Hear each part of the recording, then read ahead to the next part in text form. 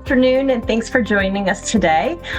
We're really excited to host two well-known leaders in higher education who just helped shape the Department of Education's accreditation, innovation, and modernization. No tongue twister there. The AIM framework, which aims to modernize accreditation with stronger accountability, greater transparency, protections for academic freedom and intellectual diversity, and clear pathways aligned to today's workforce. So thank you to Siri and Michael for joining us today. I'll let you each do your own intro and then we'll jump in. Siri, would you like to go first? Sure. I'm Siri Terjesen. I'm professor and associate dean at Florida Atlantic University College of Business, where I run the Madden Center for Value Creation. And I'm also a professor, too, at my alma mater, which is the Norwegian School of Economics in Bergen, Norway. And Mike? So I'm Mike Shires. I am the vice chair of education opportunity at the America First Policy Institute. Before that, I was chief of staff at the new university, the University of Austin in Texas, focused on free speech and civil discourse. And before that, I was at Pepperdine University School of Public Policy for 25 years, doing work on higher education governance, leadership, education policy, and the like. No shortage here. Full transparency. Siri and I used to work together. So I always have lots of interesting conversations with her via text of being like, what does this mean? Why is this happening? And now Mike, you're on my text routine as well. So thank you for joining me today. I know you've both been on the road and hitting it hard. So, my work is in credit for prior learning. And one of the very few practices in education that has 50 years of research backing it that shows that if you are awarded credit for what you already know, you're more likely to enroll, you're more likely to complete, it's more affordable, all the things that higher ed pretends to value. And oftentimes, as I'm having these conversations, institution leaders will push back on me and say, yeah, but my accreditor, they'll never let that happen. So it begs this question of like, what is AIM doing? So I think most of us, we don't really keep a real thumb on what's happening in policy. We scan the Chronicle or Inside Higher Ed, but haven't really dug into what this means. So what I'm hoping today is just an insight into what this experience was like and what the convening really, what you took away as like the big things that we should be thinking about for those of us that are both inside the institution and institution adjacent, as we think about that entire ecosystem becoming more, how shall we say, productive.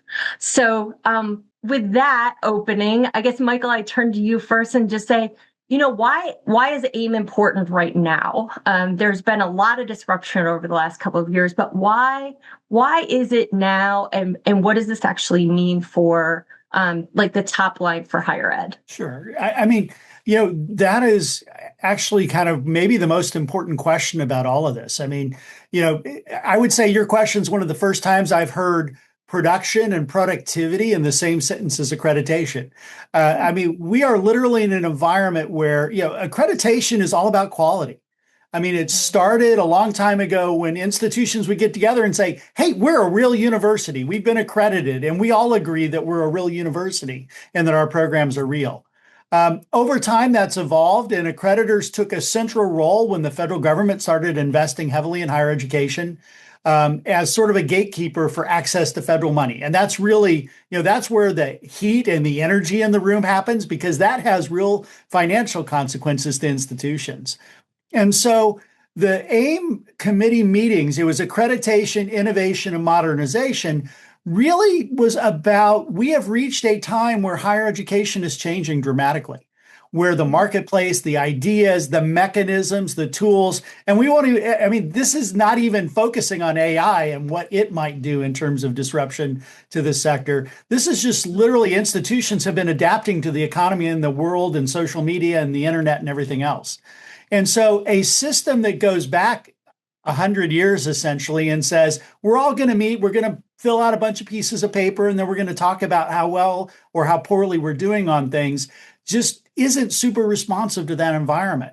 And so this process was really, in some ways, about modernizing accreditation and making it responsive to the world that's evolved around it. And so the way the process works, it's called negotiated rulemaking. What it really is the department proposes rules, and then they bring experts together to help them make those rules better. And Siri and I were honored and privileged to be able to be part of that conversation. And so, this process was really about helping accreditation respond to the world we're in today and to make some guesses about what we need for tomorrow. Mm-hmm. What do you, I mean, Siri, from your role in leadership at multiple different types of institutions, how does this kind of show up for you? Accreditation is so important. So Mike gave us some insights into his career, which has been some great institutions like UATX and Pepperdine. I was at American University with you, full disclosure, and then prior to that at Indiana University. And then I've held visiting positions at lots of European universities over the years. And whether it's a big public or a small private, accreditors play a huge role, and we don't often think about it. I went through, I would say, 15 or 20 years as a faculty member without really thinking about accreditation. We filled out the pieces, but it wasn't until the last few years that I realized how important it was, and also how, as Undersecretary Kent has called it, it's the central nervous system of higher education. And that's why this was so important. And of course, we're just in incredibly fast changing times. And so the time is really right. And Mike gave a great summary. The only thing else I would add to the negotiated rulemaking piece is that you bring everybody to the table: students, taxpayers, workforce, programmatic accreditors, institutional accreditors, state schools, community colleges, the military. Everybody's at the table, religious organizations.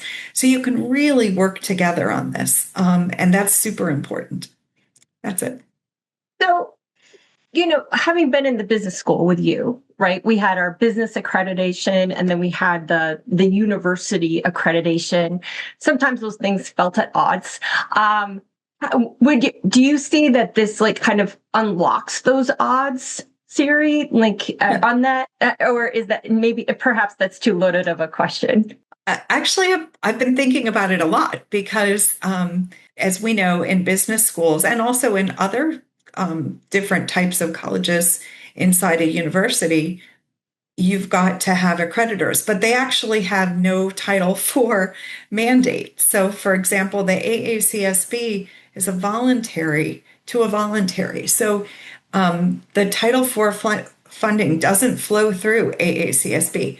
It flows through the institutional accreditor, which in my case, because I'm now at Florida Atlantic University, that's ACSOC, but it could all, when we were at American, Middle States, et cetera. So, and now, of course, as a result of, and we should caution and say that the final rules haven't yet been written, and those will come out, but they will look very much like what was discussed and hashed over these 2 weeks. But of course, everybody has to, pay attention and live by both federal and by state law, which is one area where accreditors, both legitimate and more normative, have struggled over the years. So was that part of the challenge then, is to be able to align and kind of break, and I keep saying break apart, but it's very nebulous, right? The federal regulations, the state regulations, the voluntary regulations, you've got all these things playing in, and then people just say, well, we can't do it because it's regulated. And there's a different level of that ambiguity creates a different level of an excuse for not doing something. How do you see this as helping to break through that? So, I mean, a lot of what we did in our conversations was about setting priorities for accreditors. And so, I mean, the conversation we had were actually the rules about how accreditors are going to be evaluated. And inside of those rules are we expect accreditors to prioritize these things, and things like intellectual diversity and academic freedom, right? These are the things that we expect accreditors to do a good job staying on top of. And so, you have this mishmash, especially in some fields like business, where it doesn't have Title IV impacts. But yet, at the same time, in law, if you want to become an attorney in most states, you have to go to an ABA accredited school. And so, while it may not, your institution might get its money through the institutional accreditation, the reality is, if you want to be in that profession, you want to be a doctor or a lawyer or a psychologist, you have to have their accreditation. And one of the issues that we actually dealt with during accreditation was there were slightly different rules for institutional accreditors and for these programmatic accreditors. And about 35 years ago, Congress dealt with this issue, part of this issue, by saying for the institutional accreditors, for the ones that are the big gatekeepers, we want to make sure they're independent.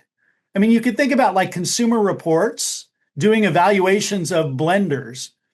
Well, if Consumer Reports was owned by KitchenAid, whose product do you think would win? And so there was a sense that you wanted to have separation, and you wanted to make sure there were really high barriers about conflicts of interest. And so one of the things that our process did, which was very difficult because we've been doing it the way we've been doing it for a long time, was to actually extend that to the programmatic accreditors like the ABA and the APA and some of these other folks. And that's a big change for them. And so, there were a lot of concerns and a lot of questions in it, but it was something that we had done 35 years ago because we know how important the credibility of this whole process is. And so, that was one of our big hot issues that actually took a lot of time and a lot of hard work to kind of talk through the details of. Was there anything surprising? I mean, Siri, to your point, you brought all of these very diverse perspectives in. I can only imagine that was very difficult because everybody's coming in with a different level of experience or trauma from previous walks of life. So was there anything that was surprising, or like, how was everybody able to kind of get their information on the table and then renegotiate that? I guess for me, much of it wasn't surprising because so many of us have seen, okay, we've got to focus on outcomes. We've got to focus on the costs. Higher ed is getting out of control. The only really surprising thing to me was those conversations that started very early on the first day of the first week about the need for separate and independent, because and originally we started that conversation with corporate governance, and later we just broadened that to overall governance and used many examples of how important it is to exactly Mike's example with the KitchenAid and Consumer Reports. But when the gatekeepers are captured, you can have really difficult outcomes. And I think only by talking about some of the other examples through history, and maybe also with the benefit of time, did people kind of wrap their arms around it. But there really were some serious issues that, had they been in any other field, they would have been eradicated 30, 40 years ago. So it took a little while, but I think we all got there. Can you give an example, or would that be? I think the one that is probably also on public record was one of the Department of Ed attorneys. Jake Lalo and I were also talking about the Enron and the Anderson Consulting issues, where you've got people who aren't watching, and that caused a huge change with FINRA. And then Jake said, I worked in this industry, and this took years to work through. And I think also, without naming any accreditors, we can see pretty good examples of accreditors that have abused their position of being a membership organization and an accreditor in terms of stifling the flow into the workforce, raising the requirements. And, it just takes, just like with Anderson Consulting, it just takes one bad actor for others to recognize how important reform is. Yeah. And this is going to make accreditation much stronger. It's a difficult conversation, and it's one also that I've been researching, and I have a paper that's public on SSRN about it as well. But we got there. So that was the most surprising piece, was because things have been like this for so long, it was hard for people to see something that wasn't, just one monolithic whole. That's it. Oh, Mike, you look like you want to. Yeah, I was going to say, it was funny because you asked us to think about what surprised us. Yeah. I think it was the level of goodwill in the room. And I mean, and it's easy when you're talking about literally millions of students and their families and their lives. And in full disclosure, I was the representative for the taxpayers, the public interest. So the whole time this is kind of going through my mind. But the reality is that, once you start talking about how do we have a quality experience for our students, and how do we make it affordable? And I mean, there was a deep sensitivity in almost every conversation about whether this rule was going to provide value for the effort it was going to require for the institutions. And even the things that were explicitly, we want you to think about the value. We want you to be transparent, as you were talking about earlier, and disclose what all these costs are. What's the return on that? Is it useful information? How can we make it better so that students can make better decisions and their families about what higher education choices they want to make? And, it was always that conversation about that trade-off of cost versus quality. And the quality dimension is one of these strange things that the Higher Education Act talks about accreditation, maintaining quality. Nobody says what quality is. And so part of our job was to kind of help identify what quality is in modern higher education. And, a big part of it, you mentioned the intellectual diversity earlier. It's like, do students get exposed to a range of ideas and learn how to debate and navigate, collect evidence, and draw conclusions and peacefully coexist with their neighbor, right? And so how do you define that aspect, which is one of the fundamental reasons taxpayers invested in education in the first place, including higher education?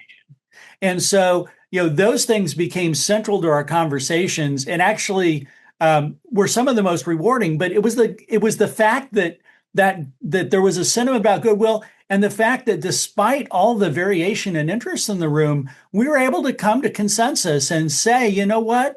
We have come up with some modifications and some rules that we think significantly improve the future of higher education.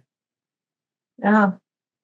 One of the things that always strikes me about higher education, this kind of quality debate, and I really think it does show up in the accreditation process, is around nomenclature. And that there's a lot of things that are branded that are actually the same thing. And there are lots of things that are the same thing that actually have, or they have the same name that are very different things. Did that come up at all? As one of the reasons the industry is very successful, in my opinion, is that there's uniformity. When I go out and buy a car, we use the same language. When I get a cell phone plan, there's the same language. In higher ed, it's kind of a wild, wild west, right? In terms of nomenclature, is that part of the accreditation conversation? It certainly was. And I'm sorry for popping in here, Siri. I mean, we had some really interesting, spicy conversations, if you will, about academic freedom. Now, I mean, academic freedom is something that AAUP came up with a definition of 80 or 90 years ago. But you would be amazed how many faculty think academic freedom is, I don't have to teach on Friday. I'm entitled to that kind of an outlook. And so when you start hearing our conversations about, we're going to increase accountability, we want to see results in the students' lives that you've transformed them, or whatever these things are, that's a violation of my academic freedom, which in many cases for many, and this is certainly not the use that we came to, but is, leave me alone. I should be free to do what I want.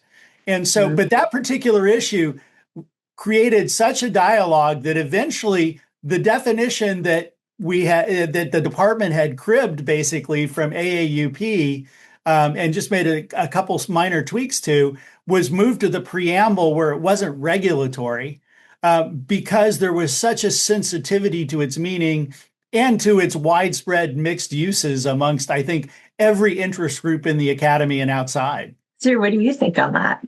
I absolutely concur with Mike on that. And if folks are going back and looking at the transcript from AIM, you're not always going to see that because those conversations often happened in the caucus.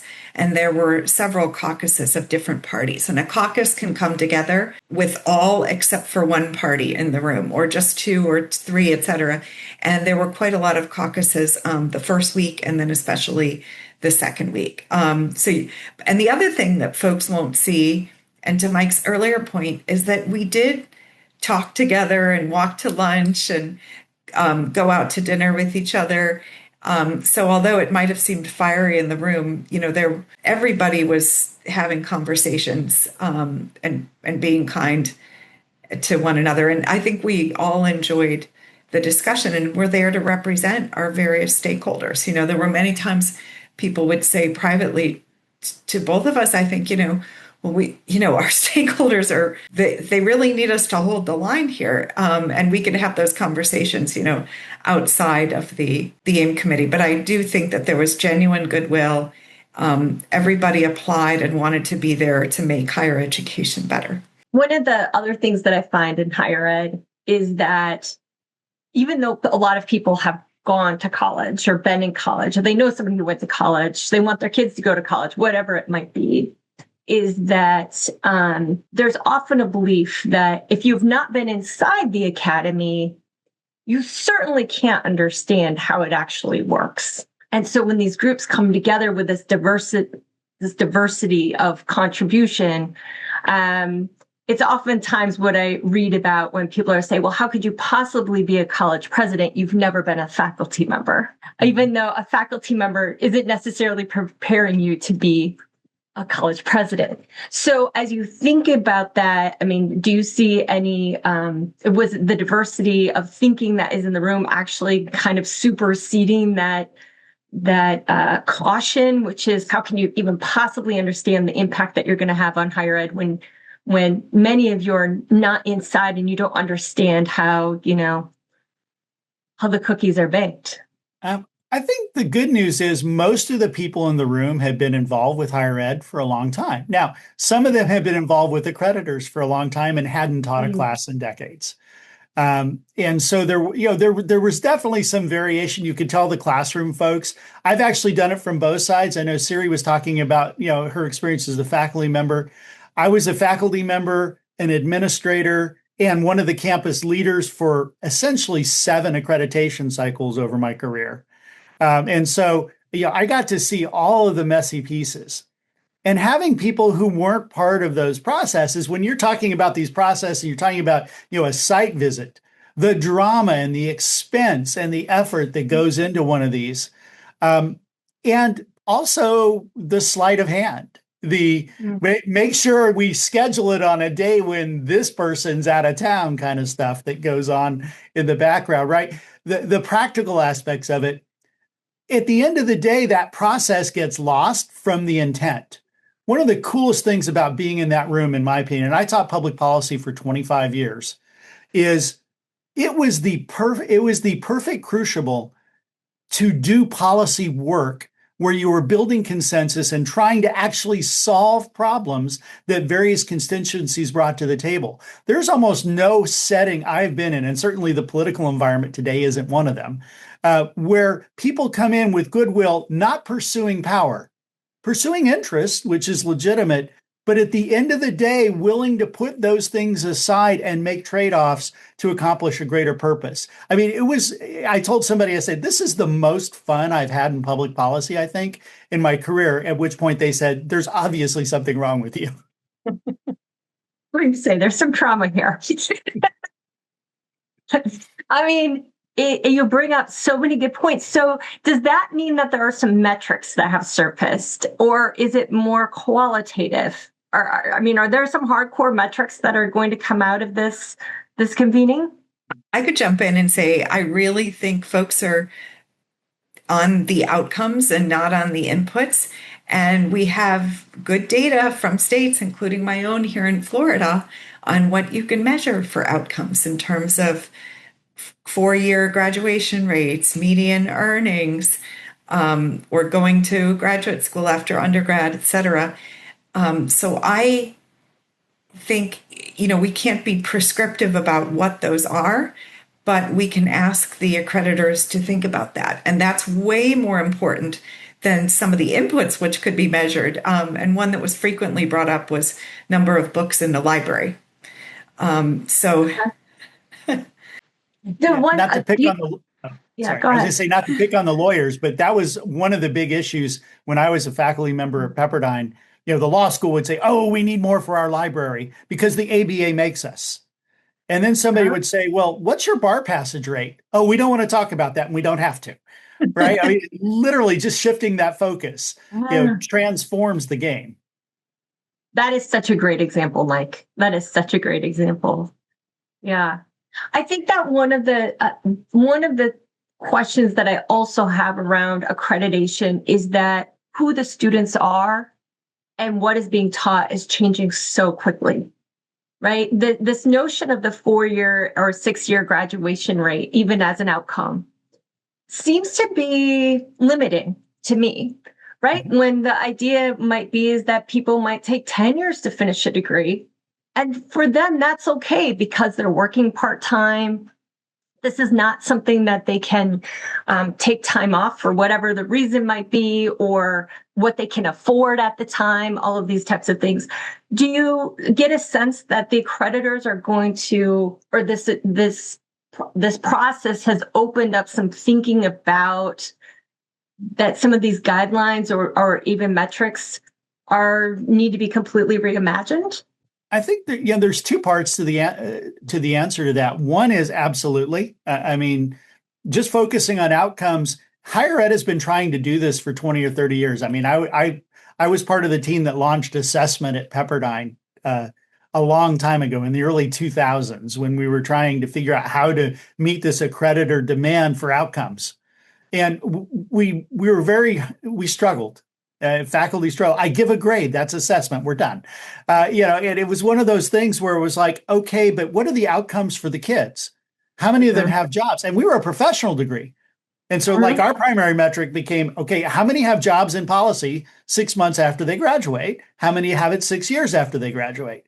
And, that leap, though, for faculty is really hard because it's like, oh, we're producing something that has impacts. But I think the second, and so I think there is a better focus on more relevant outcomes enabled in part by technology. Quite frankly, we couldn't do this 20 years ago. Yeah. But the second part, and one of the really important pieces to this, in my view, was we made it easier to form new accreditors who are able to look at kind of performance-based, skill-based education and say, okay, you've mastered these skills. And so if you're a new institution that wants to use that kind of a model, we now have somebody who's expert as an accreditor to help you do that well and to do better and better with it. And so they opened the doors by eliminating some of the totally unnecessary barriers, like here's a clock that starts at this point instead of that point. Just getting rid of some of those barriers so that we could launch new accreditors into the system who are better able to suit the needs and specialties of the new institutions that we see coming in the future. So how does that work then for institutions are so diverse. I'm here in the DMV and every institution is a law school and a medical school, and they're a multi-billion-dollar organization. Really a business, right? A business engine that has a housing division and and a health division and all of these different things. So does this mean that there will actually be more accreditors weighing in on one institution? And then it will be more nuanced as opposed to like the overarching institution, but like in each of those elements, kind of AACSB across for every element of the institution? I don't know that there'll be more accreditors. What we've done is create the opportunity for institutions to change accreditors. And Okay. so, if you think about the old model, there were 6 geographically defined accreditors Yeah. who at one point did everything from community colleges to Harvard. Right. And now what we've said is we can create new specialty accreditors like the new Commission on Public Higher Education that's going to focus on large public research universities and the needs that they have. right? And so the expectation is that they would eventually leave SACS and join this new accreditor. So it's not a function of new accreditors on campus. It's more a function of accreditors who are better suited to meet them that they can move to. So, Siri, as you think about this, the students in your classroom, or like the run-of-the-mill neighbor that you have, that's like, oh, I saw that you were working on this project. What is this going to mean for them in like the day-to-day? Like, how is this going to show up for them? That's a great question, because I also had to explain to my family and friends and colleagues, why am I gone from work for 2 weeks? Yeah. The common point that I find with so many people is that people realize that it's hard to get a quality education at a good cost with great outcomes that are sustainable for a long time. And many people think, well, that's on the institution. And no, it's like this is on the accreditor that then oversights the institution. Because frankly, if you're going to a university that has no accreditor whatsoever, then it's really a cowboy culture. And that, by the way, or does exist some places. So I think if you bring people into that and then you explain, and then people sometimes when they're in a specialty field, they go, oh yeah, of course, like I'm in nursing and there's a couple different accreditors. Or for example, my husband is a physician, so he had to go to a medical school that was accredited, and there's just one. And so then people sort of realize, but because these professions are so siloed, and it's not likely that people move through multiple ones, they're just not thinking outside of their own experience. And of course, these accreditors, although they play an oversized role, you don't really see them, right? Except for the visits on campus and only a few people. So my last question, then I'm going to turn it over to you guys to give me your last bits of wisdom before we leave, is around, do you envision then that the accreditors will be like a consumer reporting bureau sort of an element, where I'm at a school and I'm in a class and I just say, you know what, you accredited this institution, and this is crazy that I'm paying money for this. I mean, do you think that is where the accreditors are going to go? Or they're going to very much just say, as this kind of shadow organization that comes in, monitors, assesses, and then checks the box and then leaves? So I think the new rules and the future of accreditation is really about helping institutions be more transparent and also more aware of who they are and what's going on campus. It's really, and this has always been the case for accreditation. It's about asking institutions to say, how many of our students do finish and what happens to the ones that don't? And it's faculty on a day-to-day basis, this is not at the top of their thoughts. It's sometimes in the administrator space, but quite frankly, if enrollments are growing, nobody pays attention. It's only times like now where enrollments are shrinking and all of a sudden you're saying, oh, what is my revenue model and how am I going to exist? And I think the accreditors level that playing field between institutions. And what I hope we have accomplished in this process is to help them be more specific and intentional and transparent so that there's better matching. I mean, you'd ask the question, what is the student going to see? I want the student to see what the school is going to actually cost, what the prospective benefits of that experience are, what happens on campus, and and then let the student and their families decide how that matches who they are. And so if you have better alignment, I think you get better outcomes. You're going to have better completion rates.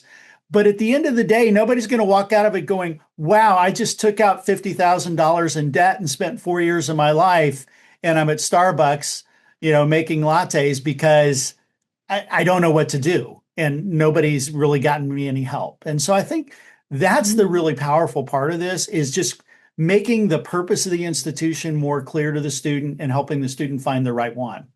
You've just opened up a whole nother 2 hours of questions, Mike. Siri, what was your take?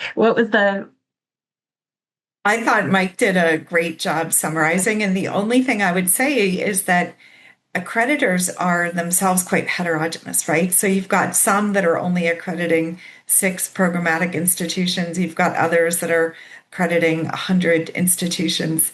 But it is exciting that we could have accreditors that really specialize in key areas.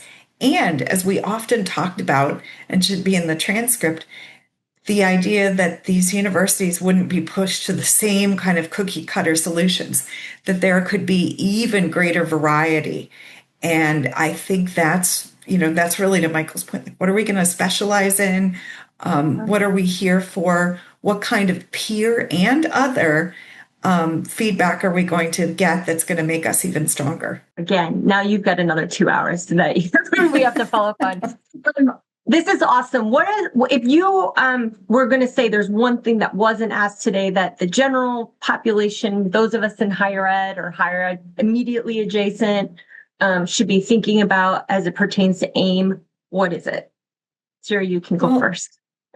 I guess since Jesse, you and I have so many good conversations about transfer credits, the nature of that and whether you can transfer credits. And this was an example in the transcript, from a welding school over to a biology degree, but moreover, whether you can transfer like the gen ed core versus the major versus the elective credits, that we didn't talk about, and there's no precise guidance here on accreditors, but as you know, this affects a lot of people, and it disproportionately affects those people who are first gen, who have less economic resources. So it's really important to get this right. I don't disagree with you on 10 years if that's what someone wants to do to get a degree. But since we also see and have historically that certain types of people actually can really improve their economic status. For example, my institution, we are really good at social mobility, taking people from the bottom quintile to the top quintile. A good undergraduate college education has historically done that, and I believe can do that. And that's why I think transfer credits and getting people out sooner. Of course, the 3-year degrees did briefly come up, and we've already seen some of the institutional accreditors working on that. So I think those are a couple ideas. I love it, especially since I think it's 2.1 institutions per student right now. Average age is 26 years old. I mean, the numbers are begging for a more systematic way for transfer accreditability, for sure. Mike, what are your final thoughts or things that we should know as just lay watchers of policy? Sure. Well, I mean, I want to echo what Siri said about transfers. I mean, for students who are transferring between institutions, it can be 30% of the cost of their degree. Imagine if I could cut 30% of the cost off. And what we did in the rules was to try to create a different mindset. The mindset right now is you have to convince me that I should count your credits. We said, no, the presumption is they count unless you can show why they shouldn't.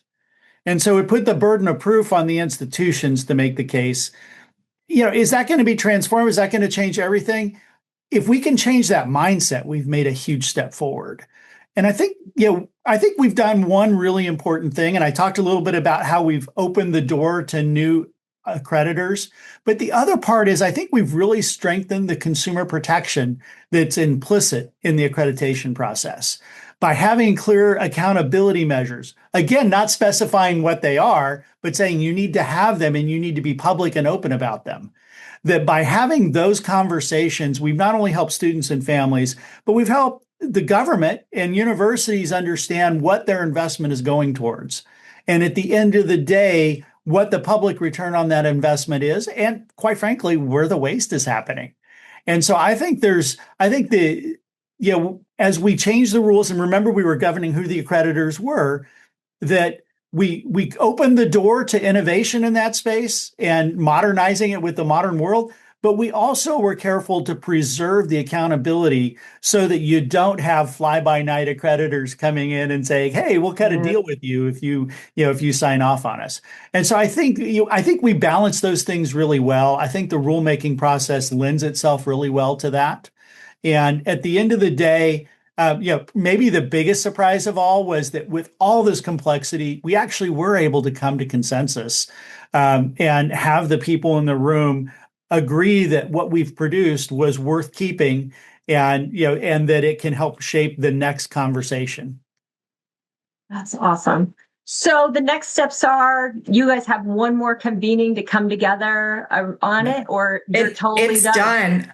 We'll tell you Okay. what happens next. So the department is going through all the drafts, and if you listen to the transcript, you can see, keeping track of this Roman numeral and this letter, etc. So they'll get the wording right, and they'll of course have to run things through general counsel and so forth. Then they'll publish these within a few weeks, and then there'll be a period of public comment, which I encourage anyone who's interested to read and make a public comment. And then they'll issue the final rule. And the final regulations are expected by November 1st, I believe. And then the effective date is July 1st of 2027. So all of the policy wonks watching, look for the final NPRM, make the comments, and then let's see what the final rule is. And then, look out. I think it's going to be so exciting, not just the new accreditors, but just the greater accountability we'll be able to use. Unfortunately, it's going to be quite a lag in the data. So if you're using iPads or some of the others, you're not going to be able to see the change, but it's going to be there in a couple of years for sure. You'll be able to really see it. So what is that timeline, do you think? So July next year, we'll have potentially a whole new onslaught of accreditors that institutions can choose. And then it'll be like a 5-year lag, you think, to see the actual outcomes? So the effective date is July 1, 2027 for these new regulations, but I'll turn it over to Mike. It's going to take a little longer for the new accreditors to get online. Okay. Yeah. So, to become an accreditor, you actually have to accredit some institutions and show that you can do the process, right? So for the new ones to be fully recognized will take, some time, 2 to 4 years. But what it does do is that once November comes around and they issue the new final rules, accreditors will then send out letters to their member institutions saying, listen, these are going to be the new standards that we're working towards. We're having conversations about how we incorporate these, but this is the direction we're headed. And so institutions will start responding to those things right away in some ways, because they're looking at programs and they're going through reviews. And so they'll start modifying their processes right away so that when the accreditor shows up in a couple years, they've got their ducks in a row so that they can actually meet the standards that the accreditor is going to change in response to the new rules. So it's a slow process, but at the same time, the impacts and the changes we'll start to see immediately, especially on the outcome side, because it turns out the public's really hungry for that. And now that we've created, the requirements are there for it to happen, the governmental resources are coming into line to make the data available so that we can actually have those. Yeah. And AI, I just have to believe, is going to just totally transform this in probably ways that we could have never imagined before. Yeah. AI came up so often in our discussions, in the room, in the caucus, at lunches and dinners. And obviously it's constantly changing, but so also were new technologies generally. And so that's very much what was in, I think, everyone's mind. That's great. Well, thank you so much for giving us a little window into it and handling all my very basic questions. I appreciate that so much. So many more questions now to think about and to dig into. So we'll be watching and waiting and probably sending you many texts over the next couple of days being like, what does this actually mean? And so we all, on behalf of everybody watching, say thank you for your service and everything that you did to make this happen. And wish you a really great summer, because I'm sure that there will be many more exciting spin-offs of this particular exercise coming soon. So thank you. Yeah, I guess we could say we think that there's going to be one more rulemaking for the department that'll look a bit like a Christmas tree, because it'll have a little of everything that was left off. So that will be also one to watch. Yes. That's awesome. Thank you so much.